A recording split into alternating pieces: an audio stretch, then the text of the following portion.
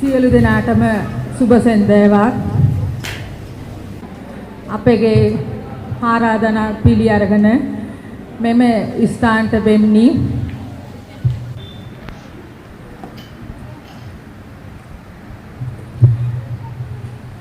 ආරාධිත අමුතොන් වෙන වත්තල මාබෝල නගර සභාවේ ගරු සභාපතිතුමාට අපි ආරාධනා කරා. එමතුමාව අපි ඉතා ආදරෙන් ගෞරවයෙන් පිළිගනිමු. ඒ වගේම අපි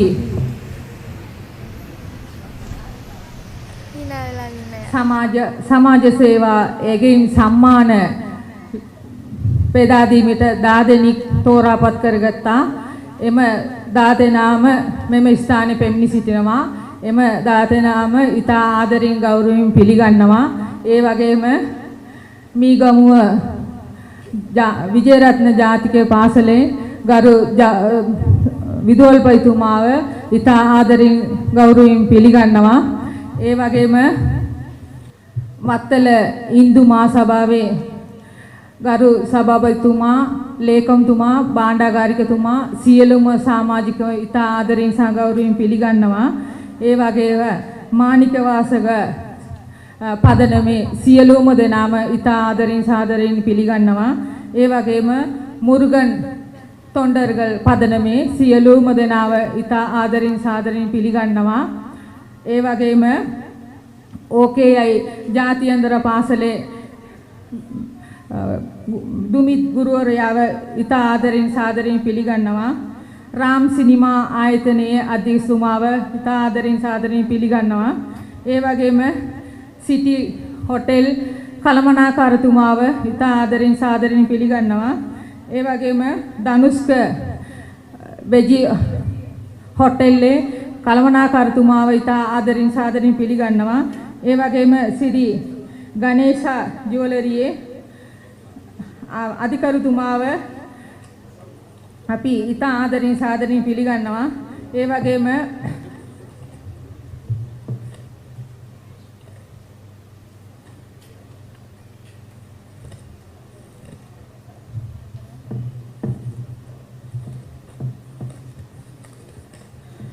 උමර් ආසිම් පදනමේ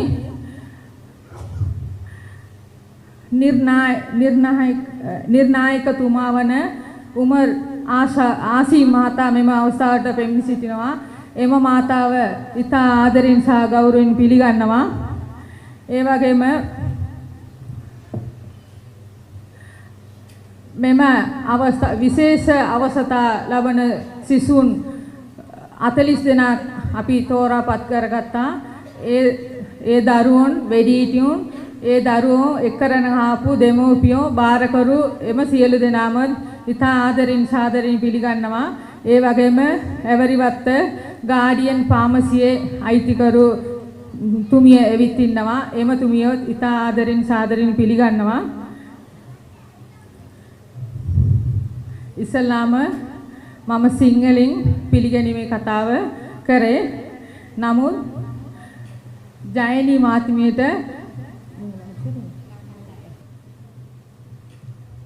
புதிய அலைகளை வட்டத்தின் நல உதயம் இப்பொழுது ஆரம்பமாக இருக்கின்றது. எங்கள் அன்பழைப்பை ஏற்று இங்கே வரை தந்திருக்கின்ற அன்புக்குரிய பிரதம அதிதி இலக்கிய புரவலர் ஹாசிம் உமர் அவர்களை வேளையில் வருக வருக என்று வரவேற்கின்றோம். அதே வேளையிலே எங்கள் அன்பழைப்பை ஏற்று வருகை தந்திருக்கின்ற அதிதிகளான பன்முக ஆளுமை PS செல்வரத்னம் ஐயா அவர்களையும் இவ்வேளையில் நாம் வருக வரவேற்கின்றோம். மற்றும் எந்த நிகழ்வாக இருந்தாலும் அந்த நிகழ்வை மங்களகரமாக நாம் நிகழ்ச்சியை ஆரம்பிக்க வைக்க வேண்டும். அந்த வகையிலே எங்கள் அன்பு அழைப்பை ஏற்று இங்கே வருகை தந்திருக்கின்ற அந்த அன்புக்குரிய கௌரவ அதிதிகள் மற்றும் சிறப்பு அதிதிகள் மற்றும் விசேட அதிதிகள் அனைவரும் மங்கள விளக்கேற்றி நிகழ்ச்சியை ஆரம்பம் செய்யும்படி நாம் கேட்கிறோம். அந்த வகையிலே எங்கள் நிகழ்விலே புதிய அலைகளை வட்டத்தின் நல உதய அமைப்பின் அறிமுக விழாவிலே நாம் அழைக்கின்றோம் எங்கள் அன்புக்குரிய எந்த கலை நிகழ்ச்சியாக இருந்தாலும் கலை நிகழ்ச்சிகள் மட்டுமல்ல அத்தனை சமூக நிகழ்ச்சிகளிலும் கலைஞர்களுக்கு என்றும் கை கொடுக்கின்ற இலக்கிய புரவலர் ஹாசிம் உமர் அவர்களை குத்துவிளக்கேற்றி நிகழ்ச்சியை மங்களப்படுத்தும் நாம் கேட்டுக்கொண்டோம். அதே வேளையில் புதிய அலைக்கலை வட்டத்தின் ஸ்தாபக தலைவர் ராதா மேதா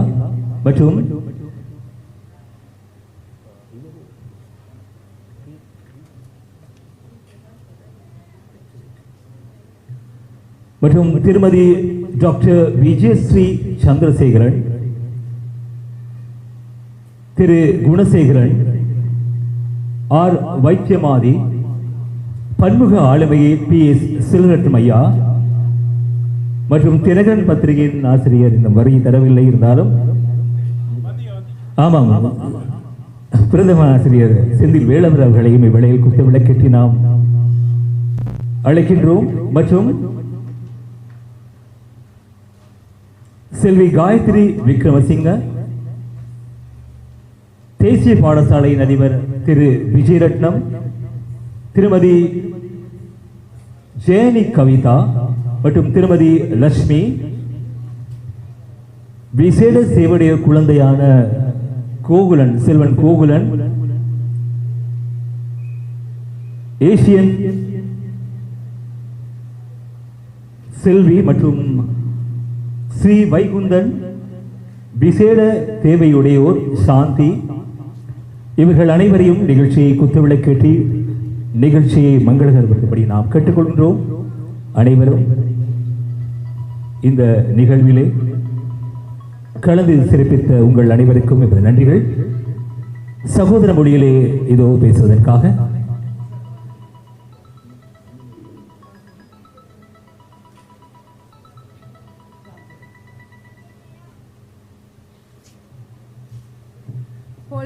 පොල්තෙල් පාන දෙල්වීම සඳහා වත්තල ප්‍රාදේශීය ලේකම් කාර්යාලයේ සේවය කරන මාසංගම් අධ්‍යක්ෂතුමා සහ ව්‍යාපෘති කළමනාකාරතුමා ඉන්දික ජයරත්න මහත්මයාත් සහභාගී වෙන්න කියලා ඉල්ලා සිටිමි.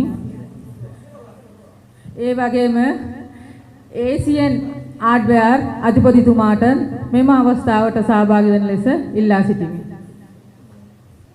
நிகழ்ச்சியின் ஆரம்பத்திலே කලින් මම සිංහලෙන් පිළිගැනීම කතාව පැවැත්තුවා. අපි දවල් 12 ඉඳන්ම මෙතන රැඳී සිටිනවා. විශේෂ අවස්ථා තියෙන වෙඩිහිටියෝ දරුවෝ 40 දෙනාට අවුරුදු උත්සවයක් අපි මෙතන පැවැත්තුවා. විශේෂ අවස්ථා තියෙන දරුවොත් එක්ක හිටපු නිසා සෑහෙන මානසි වුණා අපේ සමිතියේ නිලධාරි සියලු දෙනාම. ඒ අතරින් ඔබ සියලු දෙනාම මෙතන පැමිණි සිටිය ගමන් එතන විශේෂ අවශ්‍යතා තියෙන දරුවෝ බය වුණා කීප දෙනෙක්. යන්නම ඕනේ කිව්වා මේ. කෑ ගැව්වා. අපිට කරගන්න දෙයක් නැතුව යන අයට අපි තෑගි සූදානම් කරලා තිබුණා. ඒ තෑගි ටික දීලා මෙතනින් පිටත් කරා. ඒ නිසා පොඩි අඩුපාඩු සිද්ධ වුණා. ඒකට මම සමාව ඉල්ලනවා. නමුත් මේ වැඩසටහන සාර්ථක කරගන්න යන ඕගොල්ලන්ගේ උදව්ව මම බලාපොරොත්තු වෙනවා. අනික මෙම වැඩසටහනේ අරමුණ පුදිය නව රෙල්ල කලා කවයේ කියන එක තමයි අපේ සමිතියේ නම. ඒ සමිතියේ අංශ 4ක් තියෙනවා. ඒ අංශ එකක් කාන්තා සමිතිය, අනික තරුණ සමිතිය, ඊළඟ එක සමාජ සේවා පදනම කියලා නල උදයන් කියන අපේ සමිතිය. නල උදයන් සමිතියෙන් තමයි අපි සූදානම් කරේ විශේෂ අවස්ථාවට අවුරුදු උත්සවය සහ මේ වත්තල තුල සමාජ සේවා කරපු 10 දෙනාට උපකාර උළෙල පිරිමට අපි සූදානම් කරලා තියෙන්නේ. නමුත් මෙම අවස්ථාව සාර්ථක කරගන්න උමර් ආසිම් පදනමේ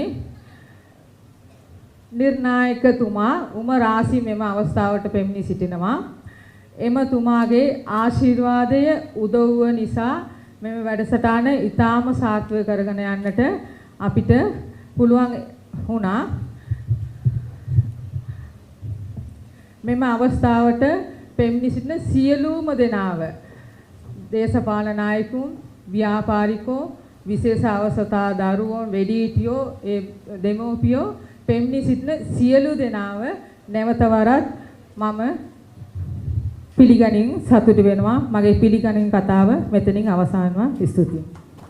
புதிய அலைகளை வட்டத்தின் நல உதய அறிமுக விழாவிலே நிகழ்ச்சியின் ஆரம்பத்தில் வரவேற்பு நடனம் வழங்குவதற்காக செல்வி நிந்துஜா பிரதீபன் அவர்களை அழைக்கின்றோம். இவ்வேளையிலே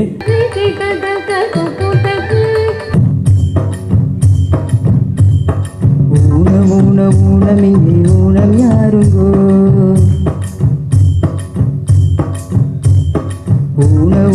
ஊனமிங்கே ஊனம் யாருங்கோ உடம்பில் உள்ள குறைகள் எல்லாம் ஊனமில்லைங்கோ உள்ளோ நல்லா இருந்தா ஊனம் ஒரு குறையில்ல உள்ளோ ஊனப்பட்டா உடம்பிருந்தும் பயனில்ல ரெண்டு காலு உள்ளவனோ கெடுக்கிறா சிலர் ஒத்த காலி நல்லபடி நடக்கிறா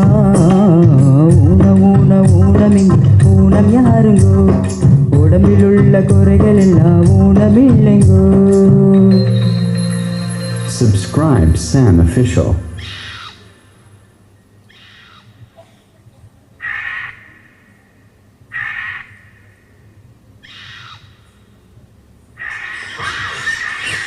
சாலி நல்லபடி நடக்கிறா ஊனமிங்கே ஊனம் யாருங்கோ உடம்பில் உள்ள குறைகள் எல்லாம் ஊனமில்லைங்கோ ஊனமிங்கே ஊனம் யாருங்கோ உடம்பில் உள்ள குறைகள் எல்லாம் ஊனம் இல்லைங்கோ.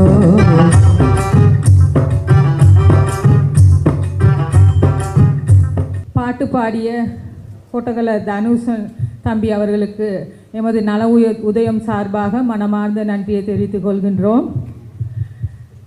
இந்த பாட்டு பாடிய தனுஷன் அவர்கள் எமது அலைக்கலை வட்டத்தின் இணைந்து அதில் போட்டியிட்டு முதலிடத்தை பெற்றவர்தான் எமது தனுஷன்.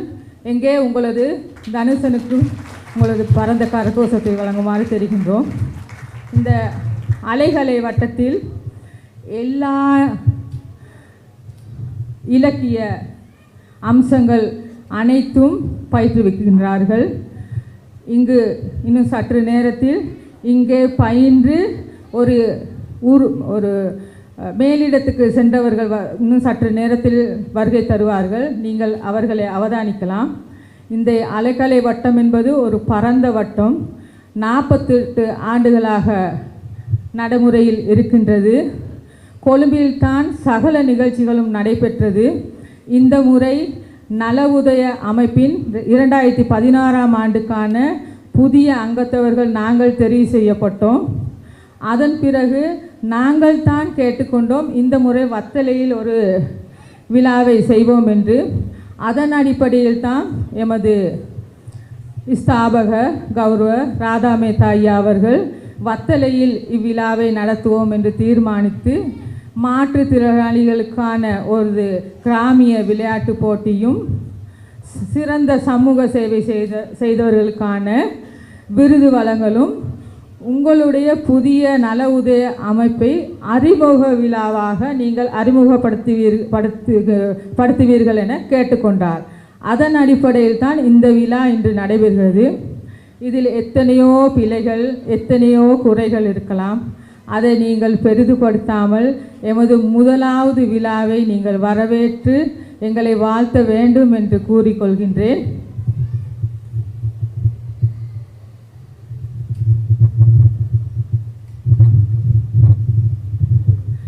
மற்றும் இங்கு வந்திருக்கும் மாற்றுத்திறனாளிகள் சுமார் பகல் 12 மணியிலிருந்து இங்கே இருக்கின்றார்கள். அவர்கள் முடியாதவர்கள், வீல் சேரில் கிளச்சஸில் இருப்பவர்கள், மற்ற என்னால் சொல்ல முடியாது. அந்த அளவுக்கு கஷ்டப்பட்டு கொண்டு இங்கே இருக்கிறார்கள்.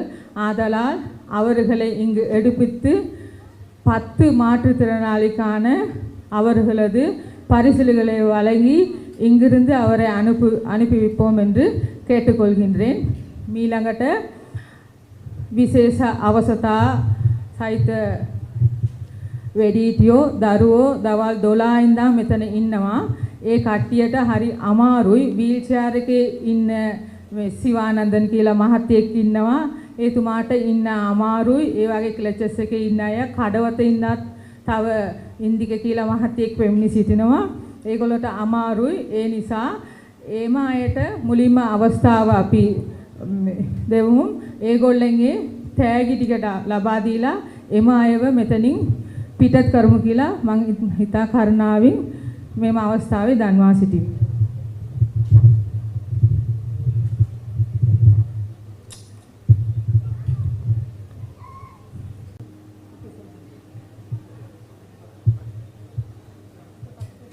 இவ்வேளையிலே 10 மாற்றுத்திறனாளிகளுக்கு விருது வழங்குவதற்காக இவ்வேளையில் போட்டியிலே கலந்து கொண்டு அவர்களுக்கு போட்டியாளர்களின் வெற்றியாளர்களாக மாற்றுத்திறனாளிகள் 10 பேருக்கு இவ்வேளையில் எமது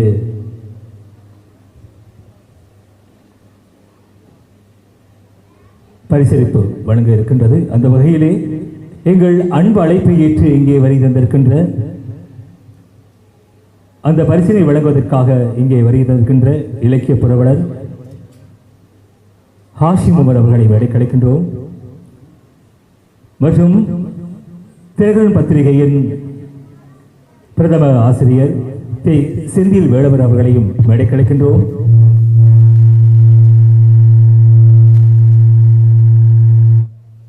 அவரோடு நாம் அழைக்கின்றோம்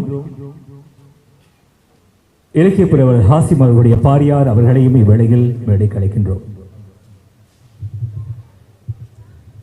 பிரகாஷ்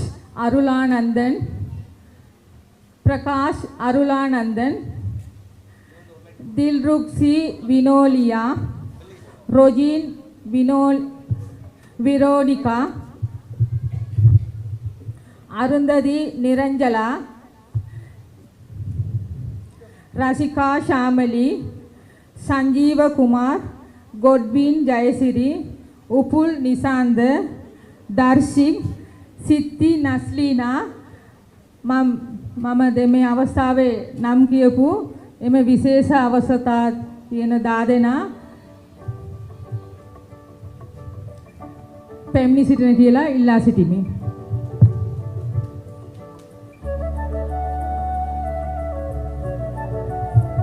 எமது உமர் ஆசிம் ஃபவுண்டேஷன் நிர்வாகி எமது கௌரவ உமர் ஆசிம் அவரும் அவரது பாரியாரும் இச்சந்தர்ப்பிலே இந்த மேடையிலே காட்சி அளிக்கின்றார்கள். இந்த பரிசுகளை வழங்குவதற்கு ஒத்தாசை உதவி புரிந்தவர்.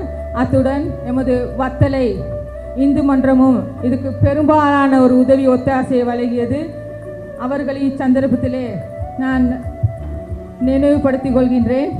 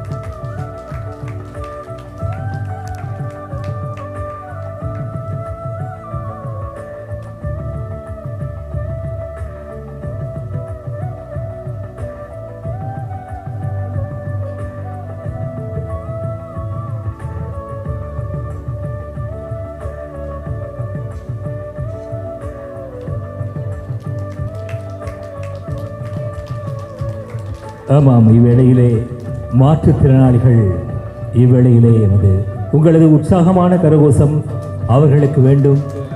அவர்களுக்கு ஒரு தெம்பாக இருக்கும் உங்களுடைய கரகோஷம்.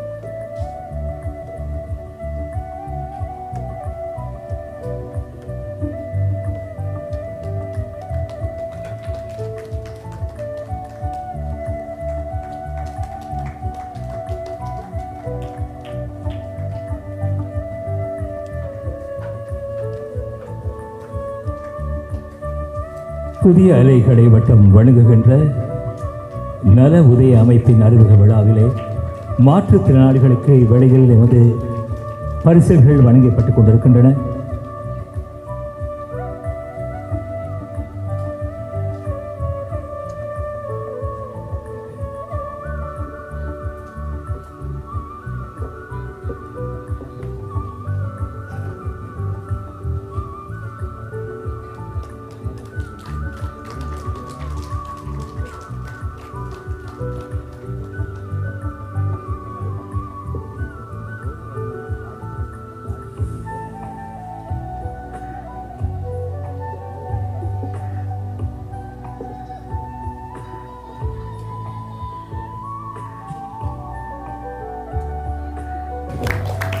எந்த ஒரு சந்தர்ப்பத்திலுமே அவர் யாசகம் கேட்டவர் இல்லை.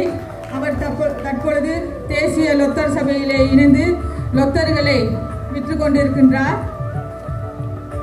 சிறுகாலமாக முடியுமா என்று கேட்டார். நான் சொன்னேன், முடிந்தளவு நான் சொல்லி பார்க்கின்றேன். கடவுளுடைய ஆசீர்வாதமும் இருந்தால் உங்களுக்கு நிச்சயம் அது நடைபெறும் என்று நான் கூறினேன். சபையோர்களே, பெரியோர்களே, சிறியோர்களே, வந்திருக்கும் பிரமுகர்களே, வியாபாரிகளே, உங்கள் அனைவரிடம் எனது அன்பான பணிவான தாழ்வான வேண்டுகோள். அவருடைய நிலைமை அனைத்தும் நான் நன்றாக தெரிந்தவர். ஆகவே அவருடைய கால்கள் இரண்டையும் பொருத்துவதற்கு இங்கு யாராவது முன்வந்து அவருக்கு உதவி செய்தீர்கள் என்றால் உங்களுக்கு கோடி கோடி புண்ணியம் என்று சந்தர்ப்பத்திலே நான் கேட்டுக்கொள்கின்றேன். देवलिंगीवे में सिवाते दिक्करला कागेवत किया करी देने කියලා ඉල්ලපු පුද්ගලෙක් නෙවෙයි. අදට ලොටරි සමාගමේ සමාජිකයෙක් ලොටරි තමයි අදටත් විකුණලා තමන්ගේ භාර්යාව සහ දරුවව ජීවත් කරවන්නේ. මේ තුමාට මගෙන් ඉල්ලා සිටියා නැවත ඒ කකුල් දෙක අයි කරගන්න ඕනේ කියලා ඉල්ලා සිටිනවා.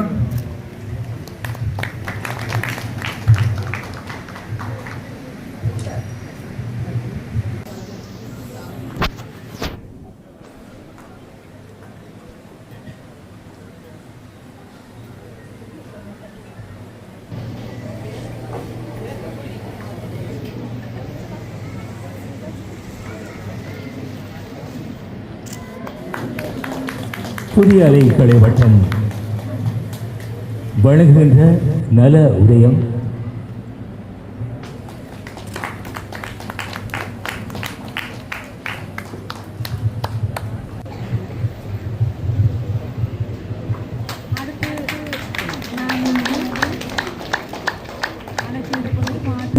அற்புதமான ஒரு பாடகி. வத்தலையிலே வசித்திருந்தாலும் சர்வதேச ரீதியிலே பல மேடைகளை கண்டு பல කුමාර මාතා ඔබටයි අපේ ආරාධනාව. Dulip Asanga Fernando S Pradeep Kumar S Nanda Kumar P Sivanandan Leslie Steven PG Yogeswara Rajan J Kogilavarshan කඩවතේ ඉඳන් පෙම්ලි සිටින පියන්ද මාතා ඔබ සියලු දෙනාටමයි මෙම අවස්ථාව.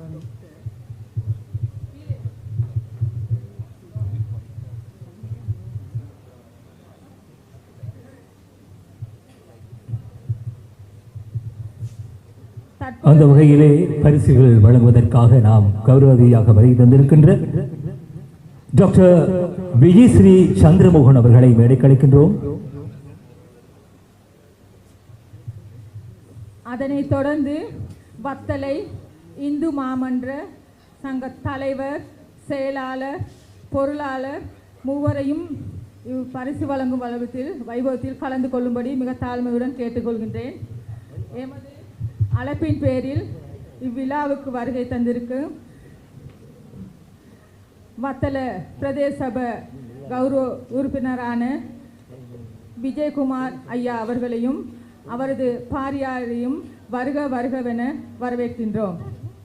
ඒ වගේම මෙම අවස්ථාවට පැමිණි සිටින වත්තල මාබෝල නගර සභාවේ මන්ත්‍රීතුමා වන ගරු මුරලිදරන් මාතා සහ එම මාත්මියව ඉතා ආදරින් සහ ගෞරවයෙන් පිළිගනිමු. தற்பொழுது முன்னாள் இந்த சக்கர நாற்காலியிலே அமர்ந்திருக்கும் சிவானந்தன் அவர்கள் நுவரெலியாவை பிறப்பிடமாக கொண்டவர். நுவரெலிய பாடசாலையிலே கல்வி பயின்றவர். கண்டியிலே மேனேஜ்மெண்ட் கோர்ஸ் செய்தவர்.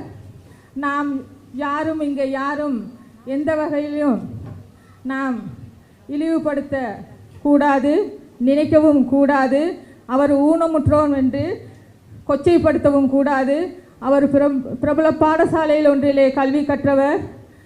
மாபோலையில் வைத்து ஒரு வாகன விபத்திலே 2 கால்களையும் இழந்தவர். அவரது மனைவி மகளும் இங்கே வருகை தந்திருக்கிறார்கள். என்றுமே அவர் யாசகம் கேட்டவர் இல்லை. எனது நண்பர் என்பதை நான் இச்சந்தர்ப்பத்திலே பெருமையுடன் கூறிக்கொள்கின்றேன். எந்த ஒரு சந்தர்ப்பத்திலுமே அவர் யாசகம் கேட்டவர் இல்லை.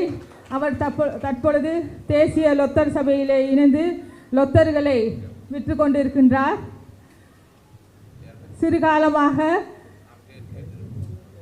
காலை நேரங்களே இந்த எந்தல சந்தியிலே கஞ்சி விற்பவரும் கூட அவர் ஒரு மன தைரியசாலி என்பதை நான் கூறிக்கொள்கின்றேன்.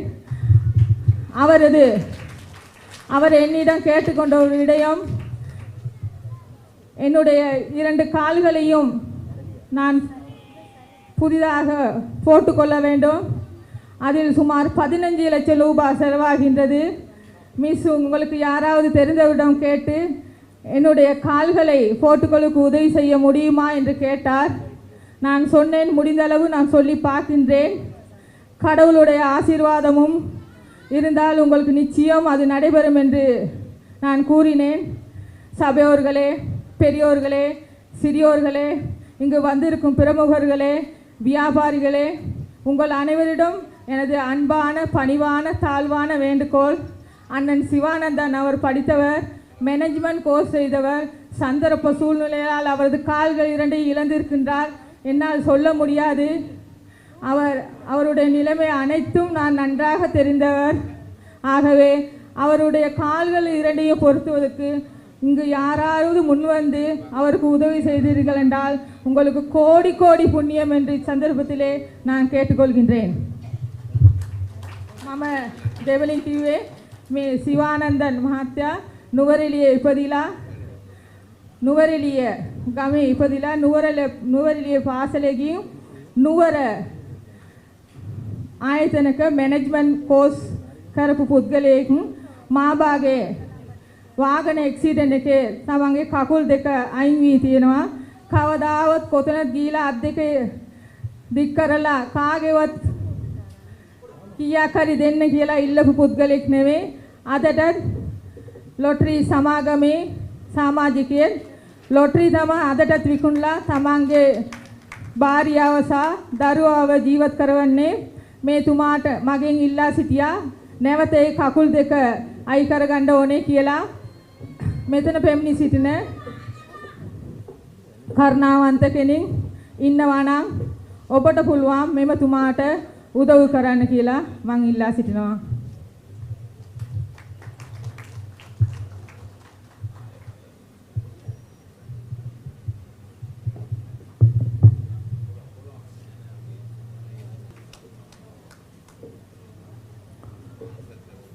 நிகழ்ச்சியில் அடுத்ததாக பல மேடைகளை கண்ட ஒரு அற்புதமான ஒரு பாடகி, வத்தளையிலே வசித்திருந்தாலும் சர்வதேச ரீதியிலே பல மேடைகளை கண்டு பல தொலைக்காட்சி நிகழ்ச்சிகள் மட்டுமல்லாமல் அவர் கால்படாத மேடைகளே இல்லை என்று சொன்னாலும் இந்த பாடகி கிட்டத்தட்ட பல வருடங்களாக அனுபவமிக்க இந்த பாடகி மேடை கலைக்கின்றோம். இவ்வேளையிலே மாரியன் சேனல் தருகின்ற இந்த இனிமையான பாடல் இதோ உங்களுக்காக.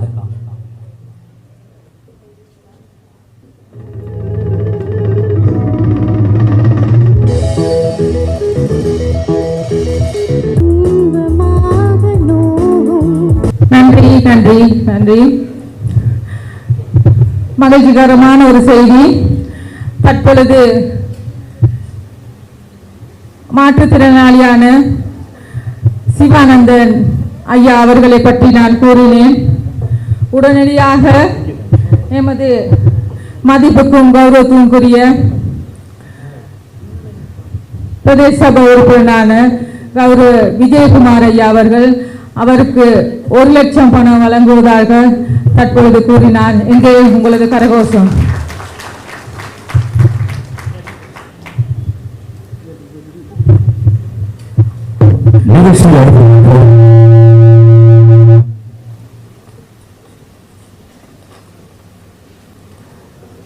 சிறப்பு விருதுகளை வழங்குவதற்காக நாம் அழைக்கின்றோம் திருமதி டாக்டர் விஜயஸ்ரீ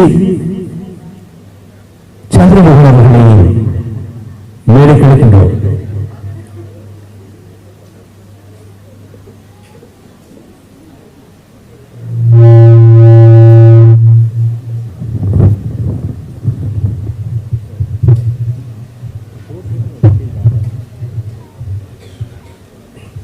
இந்த விழாவிற்கு வருகை தந்துள்ள பிரதம அதிதி, சிறப்பு அதிதிகள், கௌரவ அதிதிகள், அதே நேரத்திலே சமுதாயத்தினுடைய உடல் உள நலனுக்காக உதயமாகி சேவையாற்றி வருகின்ற நல உதய அமைப்பின் அனைத்து அங்கத்தவர்களுக்கும் தானும் சந்தோஷமாக இருந்து மற்றவர்களுக்கும் சந்தோஷத்தை வழங்குவது மிகப்பெரிய ஒரு புண்ணிய செயலாகும். அந்த வகையிலே இந்த விழாவில் கலந்து கொண்டுள்ள அனைத்து உன்னத உள்ளங்களுக்கும் என் இனிய மாலை வணக்கம். நான் இந்த நிகழ்வை பார்க்கின்றேன் ஒரு வைத்தியராக. இது ஒரு விளையாட்டு நிகழ்ச்சிக்கான பரிசளிப்பு விழா. ஸோ உடல் உள ஆரோக்கியம், சமுதாய ஆரோக்கியத்திற்கான ஒரு உன்னதமான ஒரு நிகழ்வாக இந்த நிகழ்வை இன்று நடாத்தியிருக்கிறார்கள். நம்ம எல்லோருக்குமே தெரியும், ஒரு மனிதனின் பெரிய செல்வம் ஆரோக்கியம் இல்லையா? நோயற்ற வாழ்வே குறைவற்ற செல்வம் அப்படி சொல்லுவோம். அதே நேரம் வாய் விட்டு சிரித்தால் நோய் விட்டு போகும் அப்படின்னு சொல்கிறோம். ஏன்? சந்தோஷம்தான் மிகப்பெரிய செல்வம். யார் சந்தோஷமாக இருக்கிறார்களோ அவர்களுக்கு நோய்கள் குறைவு. நோய் வந்தாலும் தாண்டி போகின்ற சக்தி இருக்கின்றது.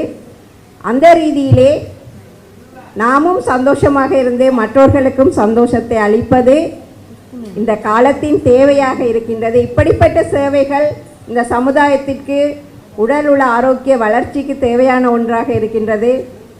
உங்கள் எல்லாருக்குமே தெரியும், மன அழுத்தம்தான் பல நோய்களுக்கு காரணம் இல்லையா? நான் ஒரு வைத்தியராக கொழும்பு தேசிய வைத்தியசாலையில் வெளிநோயாளர் பிரிவிலே பணியாற்றி பல காலங்களாக, பல வருடங்களாக, 30 வருடங்களாக இந்த வைத்திய சேவை பார்க்குற ஒரு விஷயம்தான் மன ஆரோக்கியம் இல்லாததுதான் பல நோய்களுக்கு காரணம். இன்றைய இளைஞர்கள் மன அழுத்தம், மனப்பதட்டம், மனப்பயம், மன விரக்தி, டிப்ரெஷன், சூசைட், தற்கொலை, இந்த மாதிரியான நிகழ்வுகள் இந்த சமுதாயத்தில் அதிகரித்து வருவதை, 5ல் 1 பேருக்கு டிப்ரெஷன், மன உளைச்சல் நோய் இருக்கிறது எல்லாமே உங்களுக்கு தெரியும்.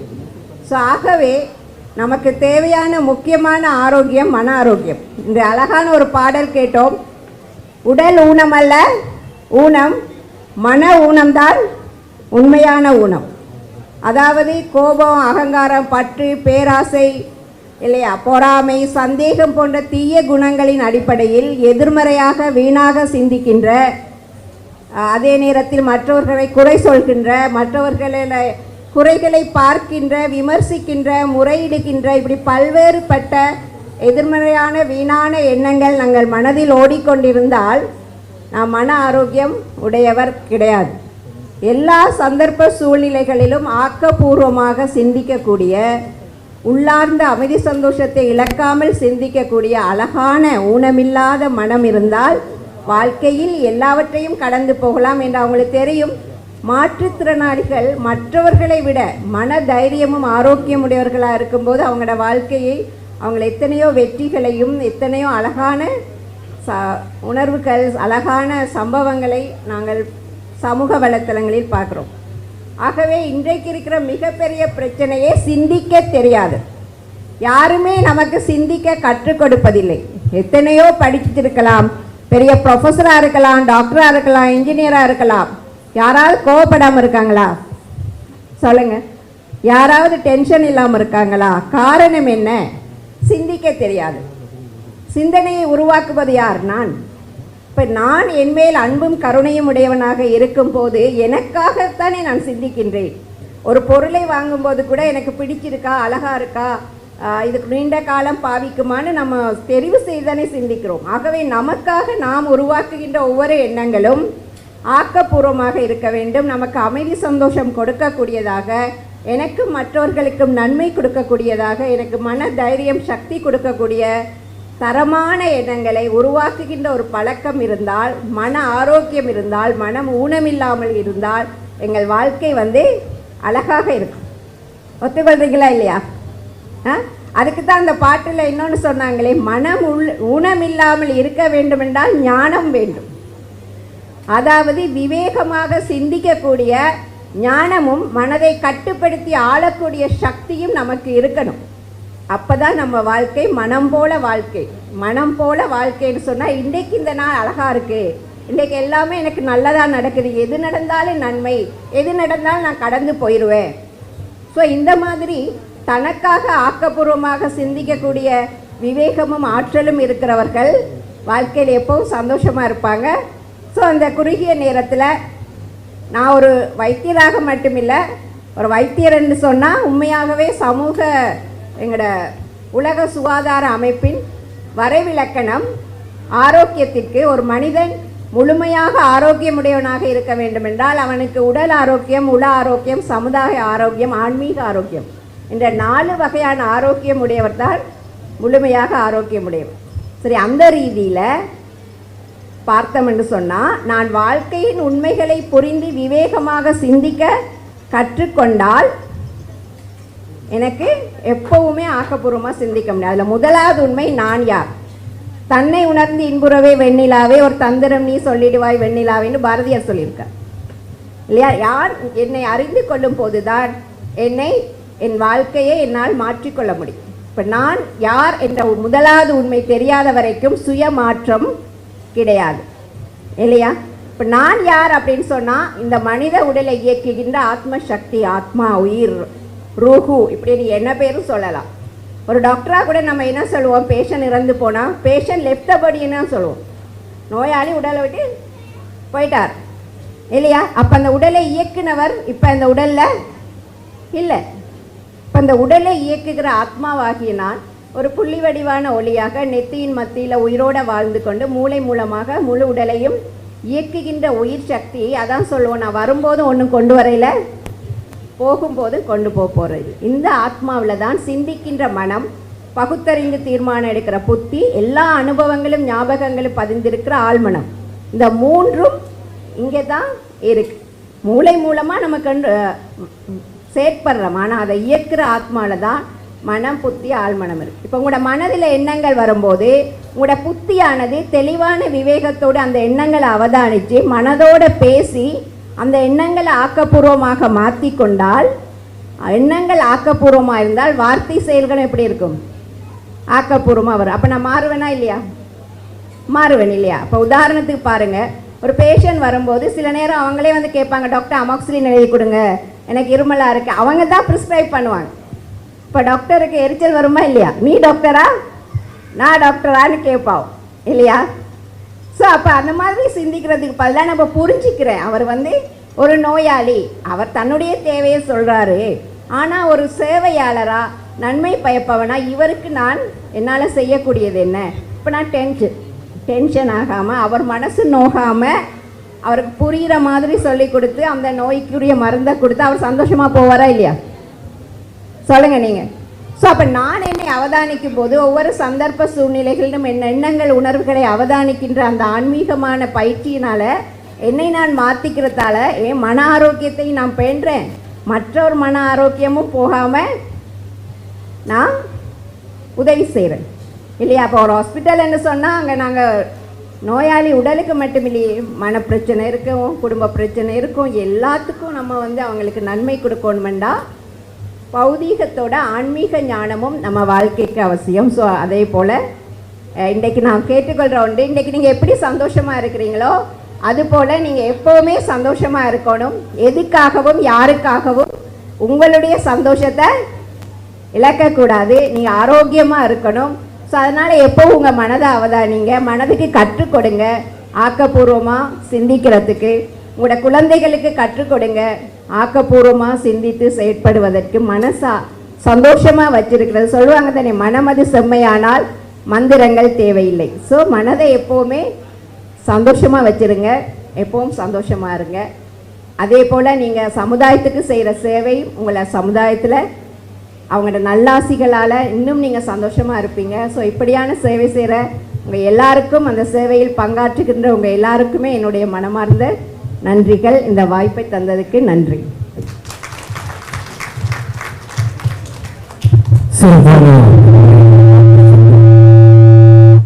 நன்றிகள்.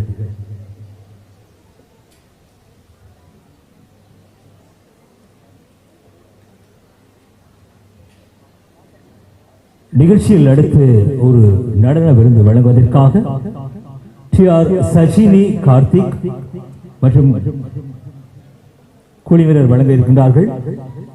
நர்த்தனா கிருபாலயா குழுவினர் இந்த நடன விருந்தை வழங்குவதற்காக இருக்கின்றார்கள். இந்த பரிசுகளை வழங்குவதற்காக நீர்கொழும்பு விஜயரத்ன தேசிய பாடசாலையின் கௌரவ அதிபரான என் புவனேஸ்வர் ராஜா அவர்களை அன்புடன் அழைக்கின்றேன்.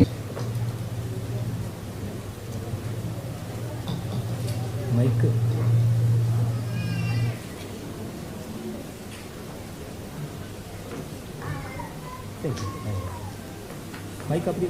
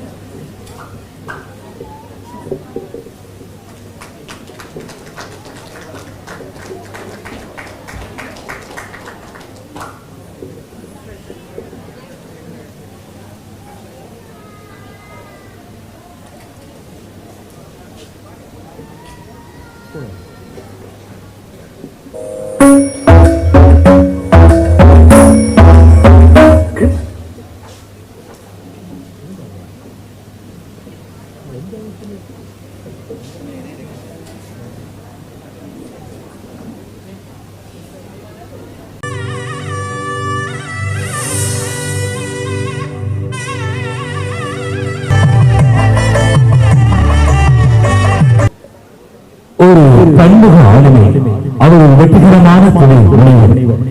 இலங்கையில் கடந்த 30 வருடங்களாக செயல்பட்டு வரும் முன்னணி வெளிநாட்டு வேலை வாய்ப்பு நிறுவனமான செல்கோ கான்டினென்டல்ஸ் தனியார் நிறுவனத்தின் நிர்வாக இயக்குனர், managing director. Selco Continental Subramaniya Silva என்ற பெயரிலே தொடர்ந்து எழுதி வரும் இவர் ஒரு வாழ்வியல் பயிற்சியாளர், ஊக்க உரையாளர், வலைப்பதிவர், வரையறை பதிவர், மொழிபெயர்ப்பாளர், எழுத்தாளர், கவிஞர் என பன்முக ஆளுமை கொண்டவர். தனது கவிதைகளின் தொகுப்பான தொடுதூரத்தில் விரிவானம் எனும் நூலையும் அவரது எண்ணங்களின் தொகுப்பான அகவரிகள் பாகம் 1 என்கின்ற நூலையும் வெளியிட்டுள்ளார். தனது எழுத்துக்கள் மற்றும் உரைகள் மூலம் சக மனிதர்கள் வாழ்வில் நேர்மறையான மாற்றங்களை ஏற்படுத்த முடியும் எனும் பொது நம்பிக்கையில் செயல்பட்டு வருபவர். அகத்தூண்டுதல் அளிக்கும் தனது சமூக ஊடக பதிவுகள் மற்றும் கட்டுரைகள் மூலம் தன்னம்பிக்கை விதைகளை விதைத்து வருவார். செல்வக்கம் ஐயா அவர்களை மேலே கிடைக்கின்றோம்.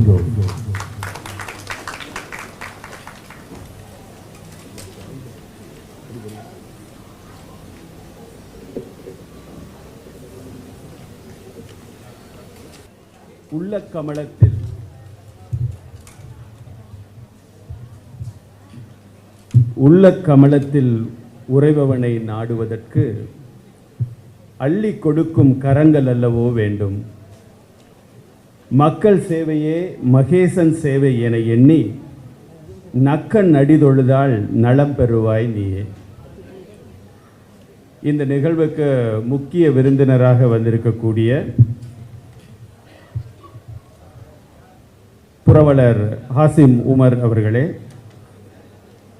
தினகரன் ஆசிரியர் செந்தில் வேலவர் அவர்களே, மற்றும் இந்த புதிய அலை கலை வட்டத்தின் நிறுவனர் திரு ராதா மேத்தா அவர்களே, மற்றும் சிறப்பு விருந்தினராக வந்திருக்கக்கூடிய பெரியோர்களே, தாய்மார்களே, அன்பு உடன்பிறப்புகளே, உங்கள் அனைவருக்கும் இனிய மாலை வணக்கங்கள். மிகவும் நெகிழ்வான நிகழ்ச்சியாக இருந்து கொண்டிருக்கிறது. நிகழ்ச்சியின் ஏற்பாடும் கூட சிறப்பாக இருக்கிறது என்றால், ஒரு சில நெகிழ்வான விஷயங்களை பார்த்து மனம் கொஞ்சம் கலங்கி இருக்கும் பொழுது இடையிடையே ஒரு பாடலையும் நடனத்தையும் காட்டி நம்மை இயல்பான நிலைக்கு கொண்டு வரக்கூடிய ஒரு வகையிலே இந்த நிகழ்வை வடிவமைத்திருக்கிறது. மிகவும் சிறப்பான ஒரு விஷயம். இன்னொரு விஷயம் நான் பார்த்தேன்னு சொன்னால், நாம் எல்லாமே கவனிச்சிருப்போம், இங்கே சிறப்பு தேவையுடையவர்கள் இங்கே இருந்தாங்க. அவங்களுக்கான போட்டிகள் வைத்து அவர்களுக்கான பரிசுகளை வழங்கி கொண்டிருந்தாங்க. நான் ஓரிரு தினங்களுக்கு முன்பு ஒரு கவிதை வாசித்தேன். ரவீந்திரநாத் தாகூர் அவர்களின் ஒரு கவிதை. சூரியன் மறைகிறது என்று நீ அழத் தொடங்கினால், இரவிலே மின்னும் நட்சத்திரங்களை காணக்கூடிய உன்னால் காண முடியாது, உன் கண்ணீரால் இரவிலே மின்னக்கூடிய நட்சத்திரங்களை காண முடியாது அப்படின்னு சொல்லி. எப்பொழுதுமே நாம் நமது கஷ்டங்களையும் துயரங்களையும் வாழ்க்கையிலே நமக்கு நடந்த குறைகளை பற்றியுமே நாம் சிந்தித்து கொண்டிருந்தால், நம்மால் வாழ்க்கையில் நமக்கு கிடைத்திருக்கக்கூடிய நிறைவான விஷயங்களை நம்மால் நினைத்து பார்க்க முடியாத ஒரு நிலைமை ஏற்படும். எப்படியுமே எதையெல்லாம் இழந்து விட்டோனோ, சூரியன் மறைந்து விட்டது என்று நான் அழுது கொண்டிருந்தேன்னு சொன்னால், அடுத்து வரக்கூடிய அழகான நட்சத்திரங்களை பார்க்கக்கூடியதை என்னால் பார்க்க முடியாது. என் கண்களிலே கண்ணீர் நிறைந்திருக்கும் இல்லையா? ஸோ எப்பொழுதும் நமக்கு கிடைத்தவற்றையிட்டு நாம் நன்றியுடையவர்களாக இருக்கணும். யாரெல்லாம் காலையிலே எழுந்தவுடன் இந்த நாளுக்கு நன்றி, இந்த வாழ்க்கைக்கு நன்றி என்று நாம் நன்றி சொல்ல தொடங்குகின்றோமோ, அன்று தொடங்குகிறது, அந்த காலையிலே தொடங்குகிறது நமது வாழ்வின் சிறப்பு. அப்போது இந்த நான் கொஞ்சம் முதல்ல சொன்ன இந்த கவிதை, அதனுடைய முதல் அடி, அதில் சொல்கிறாங்க என்னது, மக்கள் சேவையே மகேசன் சேவை என்ன, கவிமணி தேசிக விநாயக பிள்ளை அவர்களுடைய கவிதை. அந்த கூற்றுக்கு ஒப்ப இங்கே மக்கள் சேவை செய்து கொண்டிருக்கிறார்கள். இதே தான் அன்னை தெரசாவும் சொல்கிறாங்க. ஜெபிக்கின்ற உதடுகளை விட உதவி செய்கின்ற கைகள் உன்னதமானவை அப்படின்னு அன்னை தெரேசா சொல்றாங்க. மக்கள் சேவையே மகேசன் சேவை என்றால் நாம் மக்களுக்கு சக மனிதனுக்கு செய்யக்கூடிய சேவை தான் உண்மையிலேயே மிகப்பெரிய சேவை. அந்த சேவையை நாம் செய்யும் பொழுது நாம் எந்த இறைவனை நோக்கி கரங்கூப்பி வணங்கி கொண்டிருக்கின்றோமோ அந்த இறைவன் நம்மை கவனிக்கிறார். நாம் இறைவனை வணங்கும் பொழுது நாம் இறைவனை தேடி போகின்றோம். நாம் மக்களை கவனிக்கும் பொழுது, மக்களுக்கான சேவைகளை செய்யும் பொழுது இறைவன் நம்மை கவனிக்கிறான். அதுதான் நடந்து கொண்டிருக்கிறது. இந்த சக மனிதர்களுக்கான உதவி எப்பயுமே தேவைப்பட்டுக்கிட்டு இருக்கு இல்லையா? எப்பயுமே நாம, ஏனென்றால் மனிதன் என்பவன் யார்? அவன் ஒரு சமூக விலங்கு அப்படின்னு நாமெல்லாம் வகுப்பில் படிச்சிருக்கிறோம். மனிதன் என்பவன் சமூக விலங்கு. அவன் எல்லோருடையும் இணைந்து வாழக்கூடிய தேவை இருக்கிறது. இணைந்து தான் வாழணும், அப்படி தான் இருக்கணும்.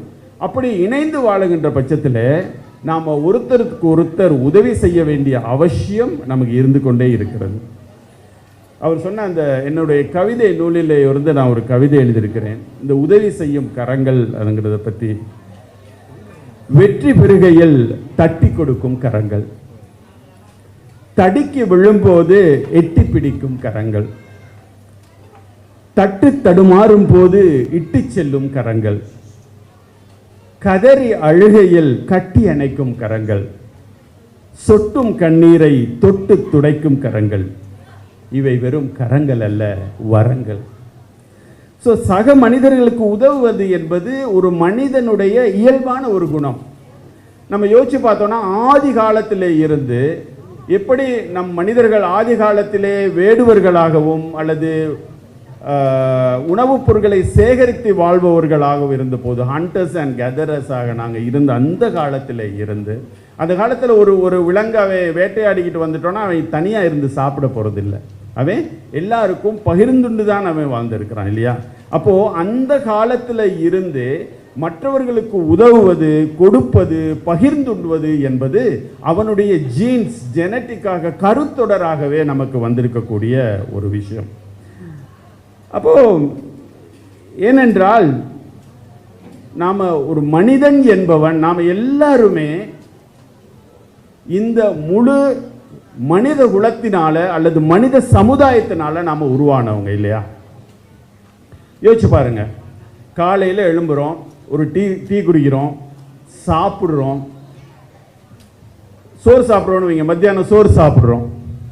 ஒரு புடி சோறை எடுத்துக்கொண்டு கொஞ்சம் யோசிச்சு பார்க்கலாம். ஒரு பிடி சாப்பிட போகிற ஒரு பிடி சோறு எடுத்துக்கிட்டு நம்ம கொஞ்சம் யோசிச்சு பார்க்கலாம்.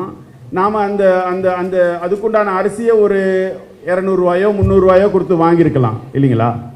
ஆனால் அந்த ஒரு பிடி அரிசி நம் கைக்கு வருவதற்கு எத்தனை பேரோட உழைப்பு இருந்திருக்குன்னு யோசிச்சு பாருங்க. கொஞ்சம் பின்னோக்கி போய்க்கலாம், பார்க்கலாம். நாம் இதை போய் ஒரு கடையில் வாங்குகிறோம் இல்லையா?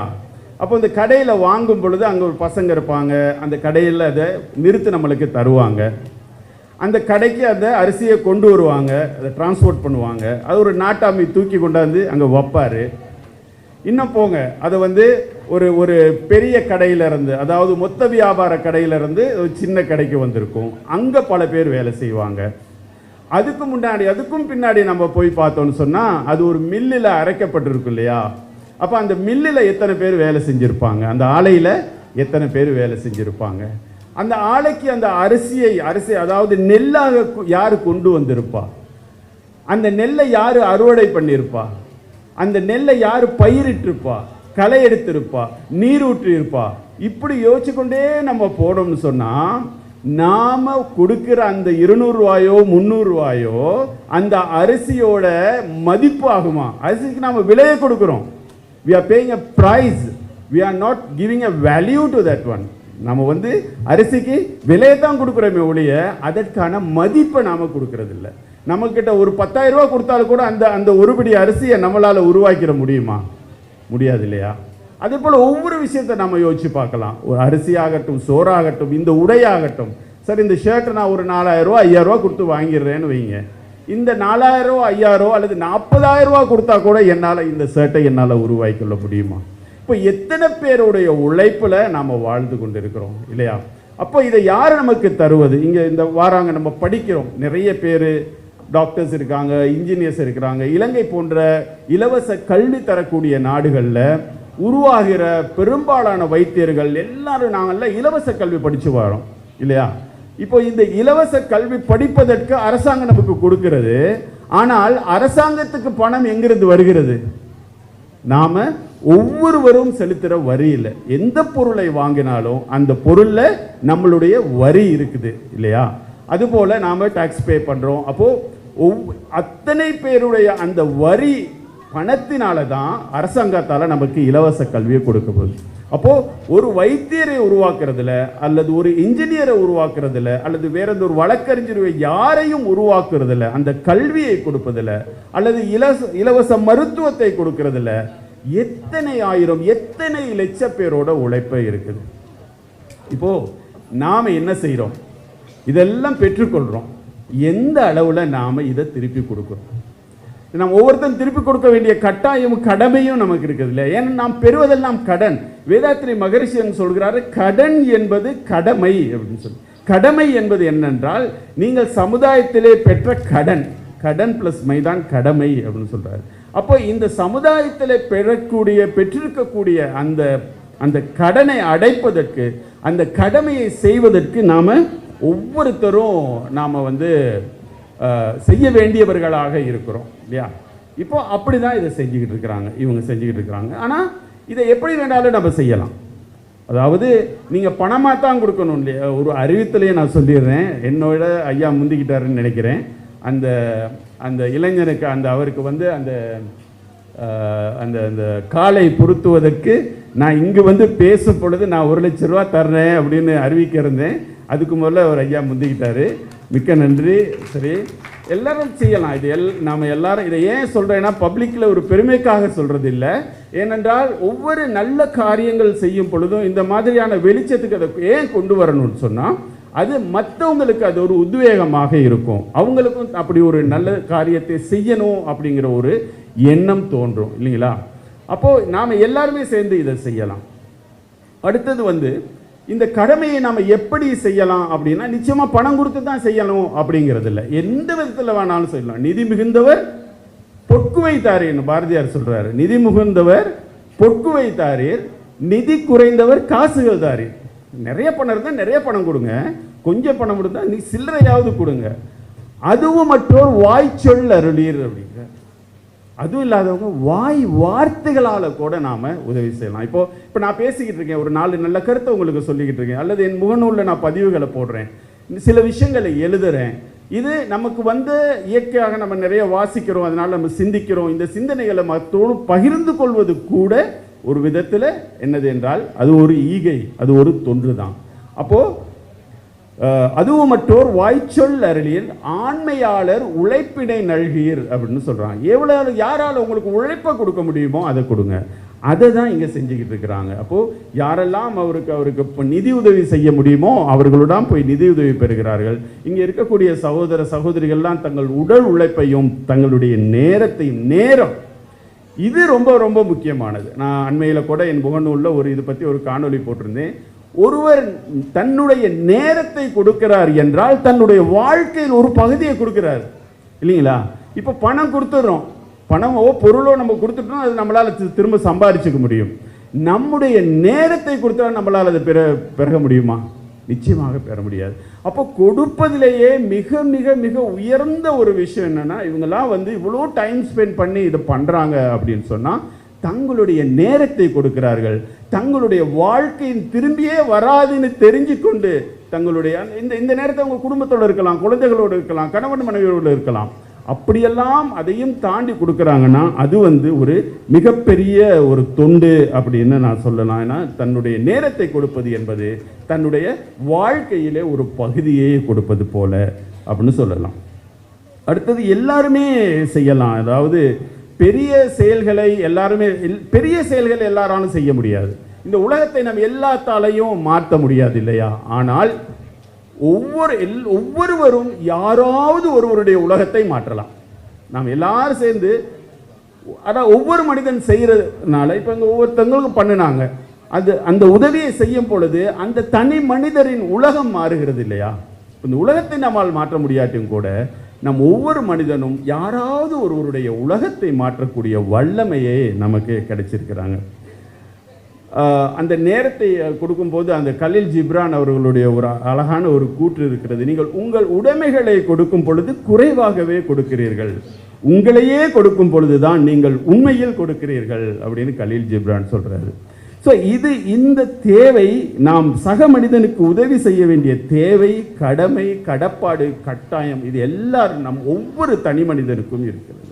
ஸோ இந்த நிகழ்வுகளில் நாம் என்னத்தை எடுத்து செல்கிறோம், இந்த நிகழ்ச்சியை நம்ம முடிச்சுட்டு நம்ம வெளியே போது இதை நாம் எடுத்து செல்கிறோம் என்றால் நம்மளால் என்ன செய்ய முடியும், யாருக்கு என்னால் என்ன செய்ய முடியும்? நான் இந்த சமுதாயத்திலேருந்து இவ்வளோ எடுத்துக்கிறேனே, இந்த சமுதாயத்தில் எந்த அளவுக்கு என்னால் கொஞ்சமாவது எப்படி கொடுக்க முடியும்? ஒருத்தனுக்கு ஒரு ஆறுதல் வார்த்தை சொல்றதுக்கு கூட ஒரு பெரிய விஷயம் இல்லையா? கஷ்டப்பட்டுக்கிட்டு அழுதுகிட்டு இருக்கிற, ஒரு துன்பப்பட்டுக்கிட்டு இருக்க ஒருத்தவனுக்கு தட்டி கொடுக்கிறது, ஒரு ஆறுதல் வார்த்தை சொல்றது கூட ஒரு மிகப்பெரிய கொடை, மிகப்பெரிய ஈகை தான். ஸோ அந்த விஷயங்களை நாம் எடுத்து செல்வதன் மூலம், நாம் ஒவ்வொருத்தரும் ஒருவருக்கு ஒருவர் உதவி செய்வதன் மூலம் நாமும் மகிழ்வோம். ஏனென்றால் ஒரு மனிதனுக்கு கிடைக்கக்கூடிய மிகப்பெரிய மகிழ்ச்சி என்னவென்றால், தான் செய்த உதவியினால் பிறர் மகிழும் பொழுது அந்த மகிழ்ச்சியை பார்த்து அடைகிறது தான் மிகப்பெரிய மகிழ்ச்சி. நம்ம பணத்தை வச்சு என்னமெல்லாம் பண்ணலாம், எவ்வளோ பொருட்களை வாங்கலாம், ஆனால் மற்றவர்கள் பிறர் மகிழும் பொழுது அதை பார்த்து நாம் மகிழ்கிறோமே, அதுதான் மிகப்பெரிய மகிழ்ச்சி. அந்த மகிழ்ச்சியை அடைவதற்கு நாம் எல்லோரும் முயல்வோம் என்று கூறி வாய்ப்புக்கு நன்றி கூறி விடைபெறுகின்றேன். வணக்கம், வாழ்க வளமுடன்.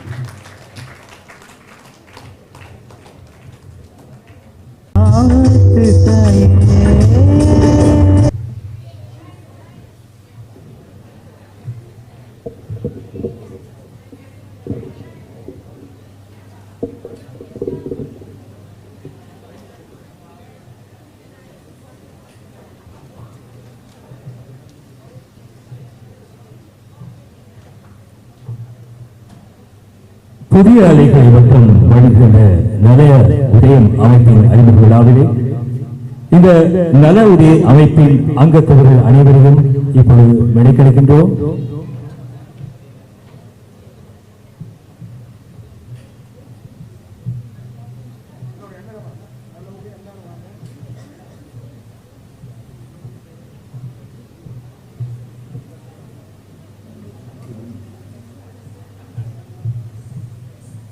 புதிய அலைகளை வட்டத்தின் நல உதய அமைப்பின் அங்கத்தவர்கள் அனைவரையும் நாம் அழைக்கின்றோம்.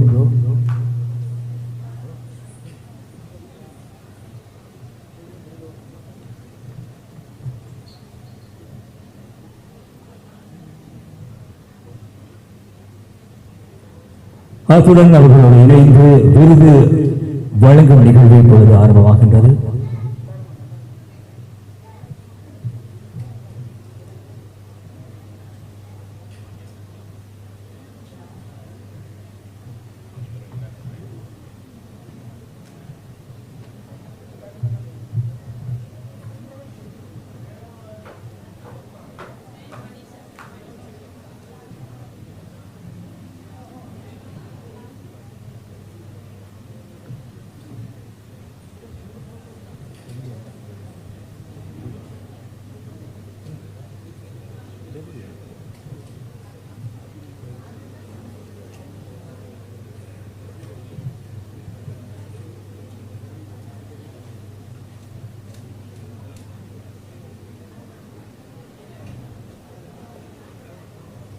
ஆளுமைகளுக்கு விருது வழங்குவதற்காக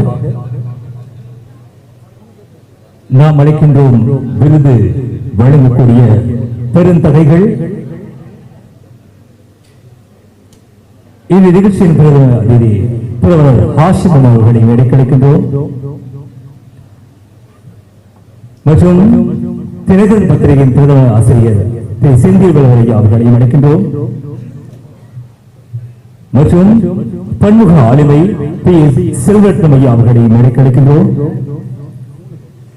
திருமதி டாக்டர் விஜய ஸ்ரீ சந்திரசேகரன் சந்திரமோகன் அவர்களையும் மேடை கிடைக்கின்றோம்.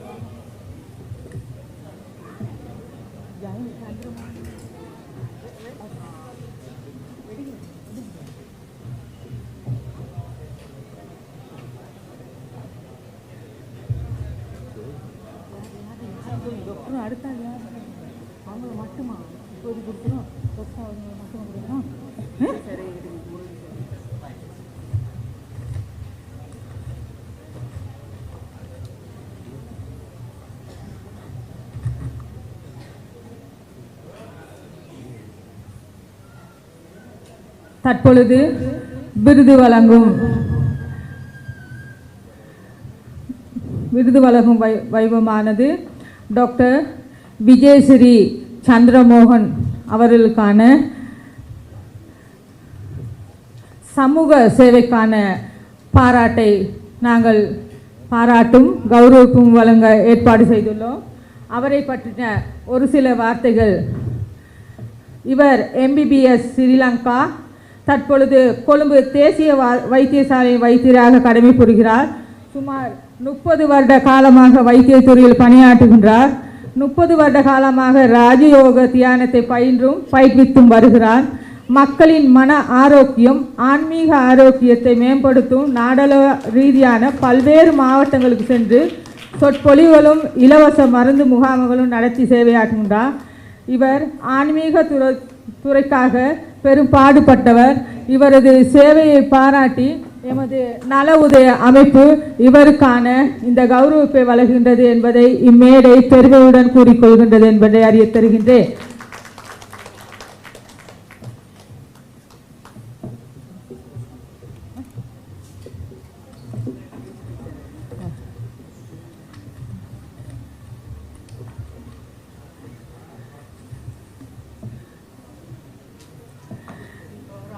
මීළඟට අපි උපහාර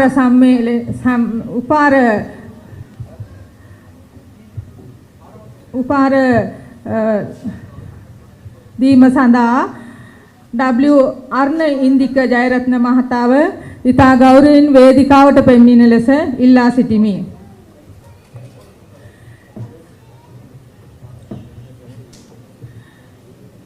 මෙමතුමාගේ සමාජ සේවාවන ශ්‍රී විජය සර්වෝදය යොවුන් අවුලේ සභාපති 1994 දක්වා සර්වෝදය ශාන්ති සේනා ප්‍රමාතාර උපදේශක කෙලණි ප්‍රාදේශීය ලේකම් කොට්ටාසයේ ග්‍රාම නිලධාරී වසමේ කාන්තා සංවිධානය ආරම්භ කිරීම බියගම ප්‍රාදේශීය ලේකම් කොට්ටාසයේ හොඳම වෙඩිහිටි සංවිධානය වන 265 වමුණුගම වසමේ සාන වෙඩිහිටි සංවිධානය ආරම්භ කිරීම තිරිබත්ගොඩ පොලිස් ස්ථානයේ අයත් ග්‍රාම නිලධාරී වසමේ ප්‍රජා පොලිස් කමිටුවේ සභාපති වශයෙන් නායේන ප්‍රජාශක්ති සංවර්ධන කමිටුවේ සමාජිකයෙක් නාහේන ප්‍රජා පොලිස් කමිටුවේ සමාජිකයා සාම විනිතුරු මුළු දිවයිනටම සාම විනිතුරු වත්තල ප්‍රාදේශීය ලේකම් කාර්යාලයේ සේවය කරන මාසංගම් අධ්‍යක්ෂතුමා සහ ව්‍යාපෘති කළමනාකාරතුමායි මෙම ඉන්දික ජයරත්න මාතා කියන මහත්මයා. නෑ දෙන්න.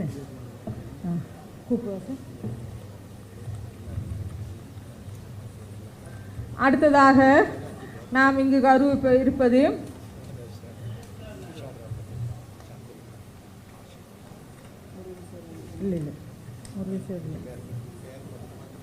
கங்காதரன் முரளிதரன் ஐயா அவர்களை அன்புடன் அழைக்கின்றோம்.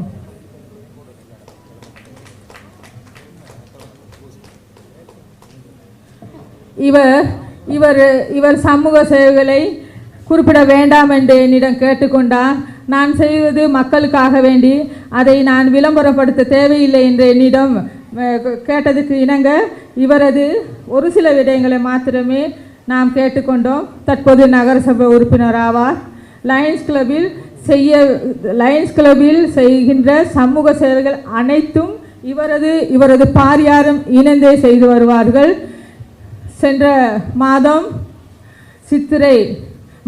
இம்மாதம் சித்திரை புத்தாண்டு முன்னிட்டு சுமார் ஒரு 50-55 ஏழை குடும்பத்தவர்களுக்கு இவரது சொந்த பணத்தில் சில புதிய ஆடைகளை வழங்கினார். இலங்கை சிட்டிசன் பேங்க் உறுப்பினர் என்பதையும் நான் இச்சந்தர்ப்பத்திலே தெரிவித்துக் கொள்கின்றேன். இவரது சமூக சேவையை பாராட்டி எமது நல உதய அமைப்பு இவருக்கு இந்த பரிசளிப்பை வழங்குகின்றது. நன்றி. அடுத்து ஒரு இனிமையான ஒரு பாடலை பாடுவதற்காக நாம் அழைக்கின்றோம். உமா அவர்களை மேடை கிடைக்கின்றோம்.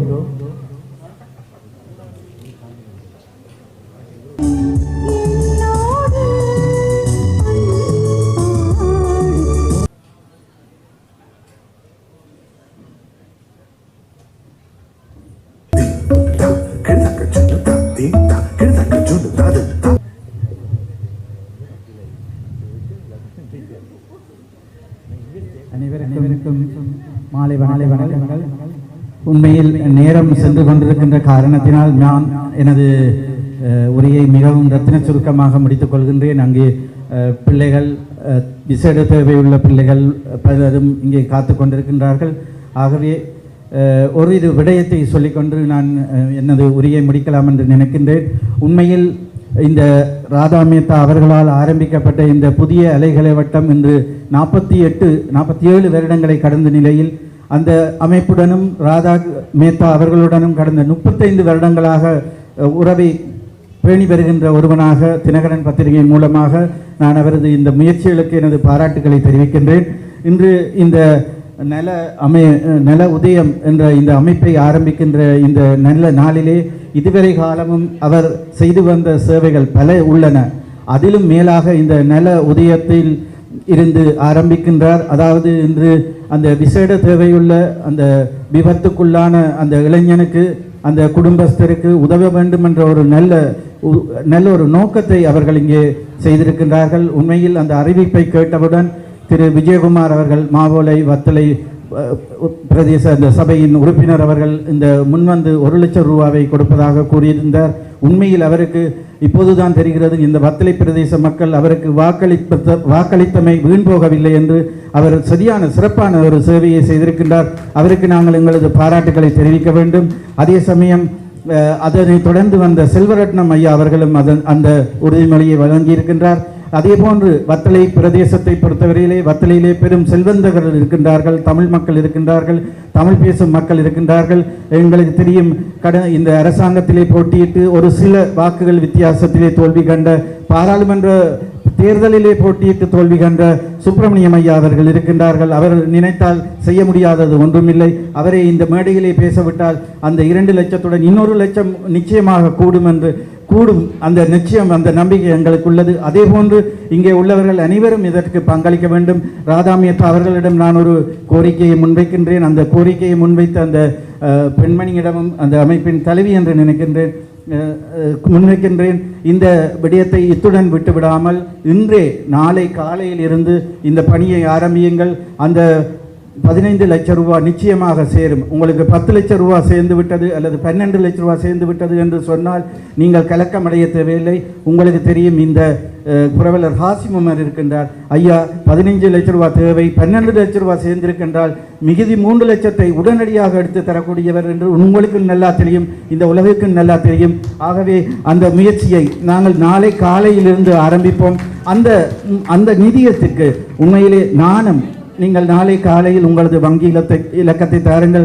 நானும் 25,000 ரூபாயை வழங்குவதாக இந்த மேடையிலே உறுதியளிக்கின்றேன். நாளை காலையிலே உங்களுக்கு அந்த பணத்தை கிடைக்கும். எங்களது தினகரன் நிருபராக இருக்கக்கூடிய இந்தியாவுடன் மிக நெருங்கிய தொடர்பை கொண்டிருக்கின்ற இர்ஷாத் ரஹமத்துல்லா அவர்கள் அடுத்த வாரம் இந்தியா செல்கின்றார். அவர் எனக்கும் திரு ஹாசிம் உமர் அவர்களுக்கும் வந்து சொன்னார், அங்கே ஜெய்ப்பூர் நிறுவனத்திற்கு சென்று அங்குதான் அந்த அவயவங்களை பொருத்துவது, அங்கே சென்று அந்த முயற்சியை எடுத்து மிகவும் குறைந்த செலவில் அவர்களாலும் ஏதாவது செய்ய முடியுமா என்று. ஏனென்று சொன்னால் இதற்கு ஒரு காலம் எடுக்கும், அதுக்கு மெஷர்மெண்ட் எடுக்கணும், அளவீடுகள் செய்ய வேண்டும். ஆகவே இந்த ராதா மேத்தாவின் புதிய அலைகளை வட்ட நல உதயம் அடுத்த வருடம் கூடுகின்ற போது அந்த இளைஞர், அந்த குடும்பஸ்தர் தனது பொருத்திய கால்களுடன் இந்த மேடைக்கு வர வேண்டும், விழாவில் பங்கு பெற்ற வேண்டும் என்ற கோரிக்கையை விடுத்து கொண்டு, உண்மையில் ஹாசிம் உமர் அவர்களை பற்றி சொல்வதானால் 15 லட்சம் ரூபாயை கொடுத்து அவரே தனியாக செய்யலாம். ஆனால் அவருக்கு பல சோழிகள் இருக்கின்றது, பல அமைப்புகளுக்கு உதவி செய்து வருகின்றார். உங்களுக்கு தெரியும், உங்களுக்கு ஏழை மாணவர்களுக்கு, வசதி குறைந்த மாணவர்களுக்கு, பல்கலைக்கழக மாணவர்களுக்கு மடிக்கணினியை 100 மடிக்கணினியை வழங்கியிருக்கின்றார். அதே போன்று பல சமய தொண்டு நிறுவனங்களுக்கு செய்கின்றார். ஆகவே நீங்கள் அவருக்கு மிகவும் சிரமம் கொடுக்காமல், இன்று கூட இந்த நில உதயத்திற்கு அவர்களால் தான் இந்த மிகவும் பொருட்கள் வழங்கப்படுகின்றது.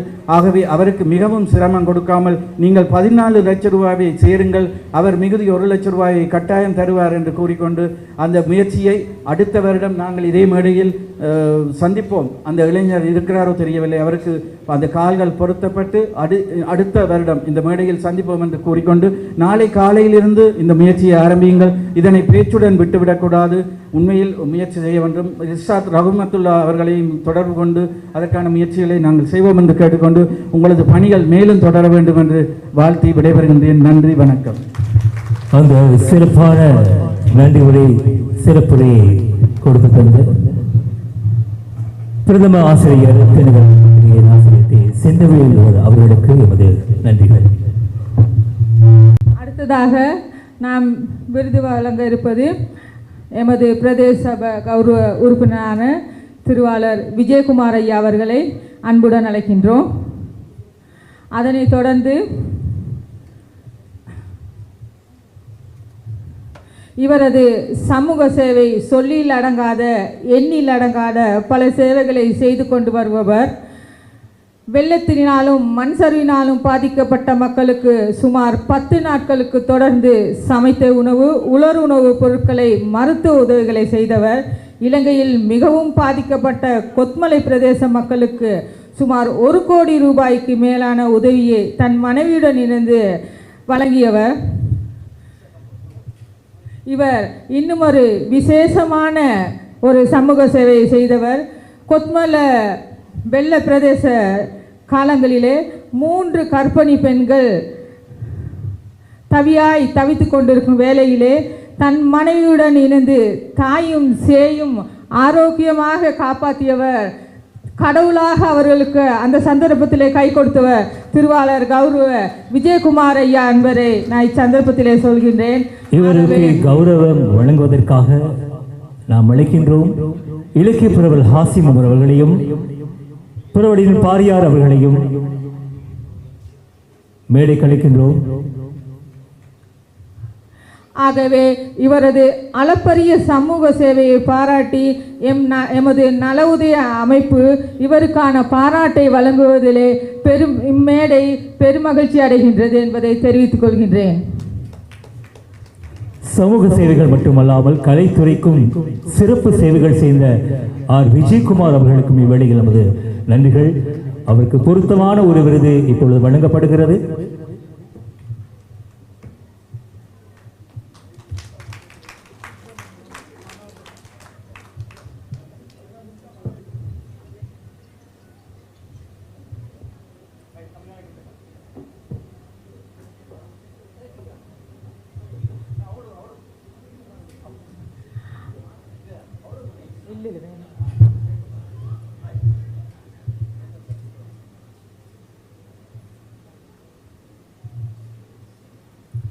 புதிய அலைக்கலை வட்டத்தின் நல உதயத்தில் அடுத்து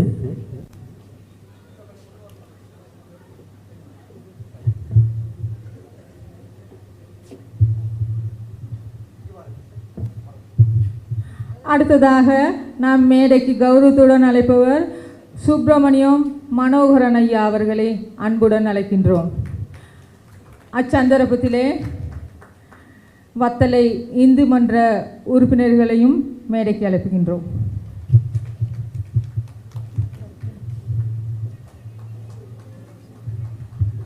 கௌரவ விஜயகுமார் ஐயா அவர்களுக்கு எமது மனமார்ந்த நன்றிகள்.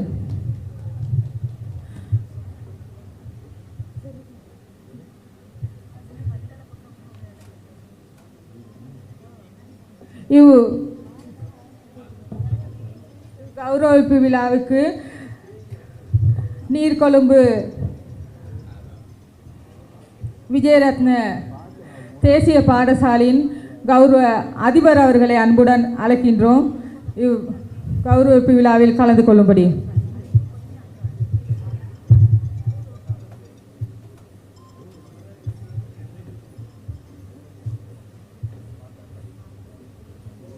இவரது சேவையானது இவர் சமாதான நீதிவான், தேச அபிமானி, வத்தலை இந்து மன்ற அங்கத்தவர், அவரப்பத்தின மாரியம்மன் கோயில் அங்கத்தவர். இவரது சேவைகளில் கொட்டகல பாடசாலையில் ஆண்டு ஒன்று மாணவர்களுக்காக இவரது தாயாரின் பெயரில் ஒரு மண்டபத்தை அமைத்து கொடுத்தார். இஸ்லாம், பௌத்த, கிறிஸ்தவ 3 மதத்தை சேர்ந்தவர்களுக்கு 3 வீடு கட்டி கொடுத்த பெருமையை இவரை சாரும். 5ஆம் ஆண்டு மாணவர்களுக்கு புலமை பரிசிலுக்காக நுவரெலியா மாவட்டத்தில் பல கருத்தரங்களை செய்துள்ளார். லயன்ஸ் கிளப்பில் இணைந்து இவர் எண்ணில் அடங்காத பல சேவைகளை செய்து வந்துள்ளார். இவரது சேவையை பாராட்டி எமது நல உதய அமைப்பு இவருக்கான கௌரவ விருதை மேடையில் வழங்குகின்றது என்பதை நாங்கள் பெருமையுடன் தெரிவித்துக் கொள்கின்றோம். அதனைத் தொடர்ந்து எமது மாற்றுத்திறனாளிகளுக்காக இந்து மன்ற சபையும் அவர்களது ஒத்துழைப்பை வழங்கியது. அந்த ஒத்துழைப்பைக்காக எமது நல உதயம் சார்பாக மனமார்ந்த நன்றிகளையும் பாராட்டையும் அந்த இந்து சபையினருக்கு தெரிவித்துக் கொள்கின்றோம்.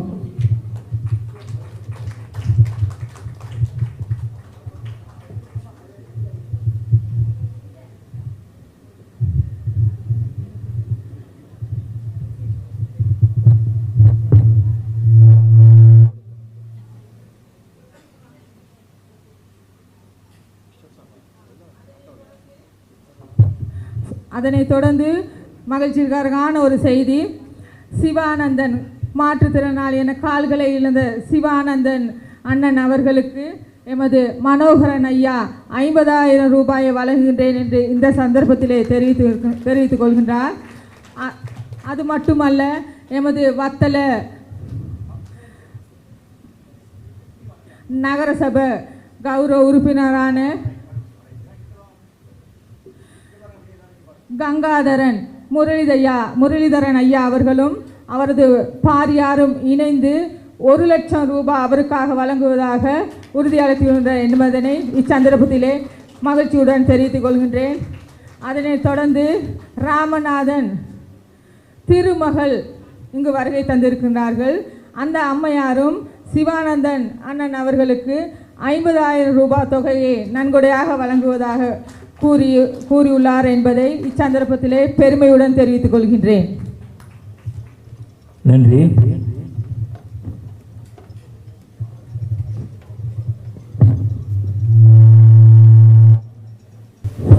மீண்டும் ஒரு முக்கிய அறிவித்தல்.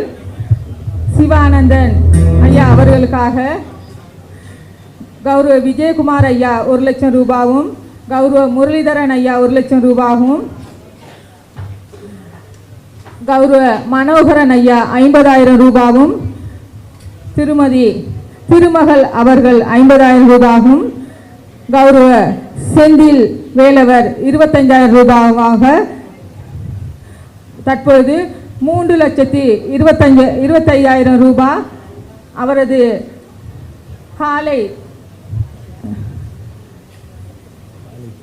காலுக்கான தொகையாக இங்கே நன்கொடையாக வழங்குகின்றேன் என்று உறுதியளித்துள்ளார்கள். வேறு யாராவது இருந்தால் இச்சந்தர்ப்பத்திலே நீங்கள் அறிய தரலாம் என்பதை தாழ்மையுடன் கேட்டுக்கொள்கின்றேன்.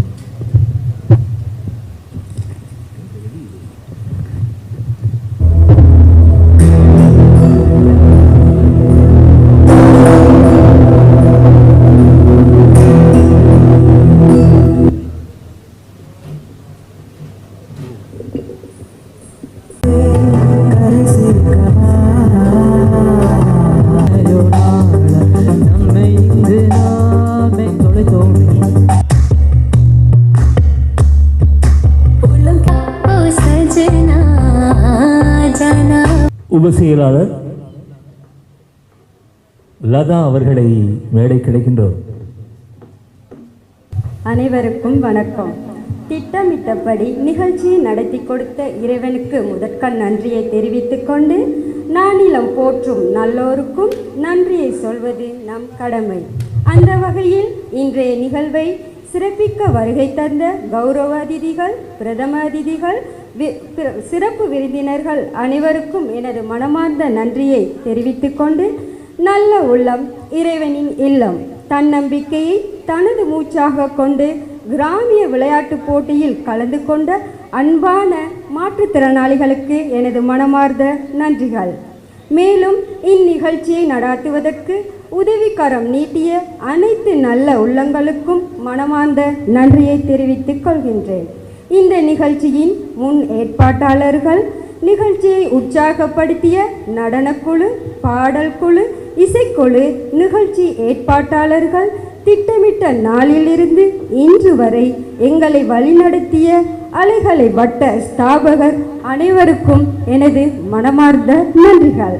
அத்தோடு அரங்கத்தை அலங்கரித்துக் கொண்டிருக்கும் பெரியவர்கள், சிறியவர்கள், நண்பர்கள் அனைவருக்கும் நன்றி கூறிக்கொண்டு, பலரின் ஒத்துழைப்புடன் இந்நிகழ்ச்சி இனிதாகவே நிறைவு பெற்றது. இந்நிகழ்ச்சிக்கு உதவிய அனைத்து நல்ல உள்ளங்களுக்கும் எனது மனமார்ந்த நன்றியை, எங்கள் சேவை செய்த அனைத்து குழு நண்பர்களுக்கும் நன்றி கூறிக்கொண்டு விடைபெறுகின்றேன். நன்றி, வணக்கம். நன்றி. வழங்கிய நல உதயம் அறிமுக விழா இத்தோடு நிறைவு பெறுகிறது. மீண்டும் ஒரு நிகழ்ச்சியூடாக உங்கள் அனைவரையும் நாம் சந்திப்போம். நன்றி, வணக்கம்.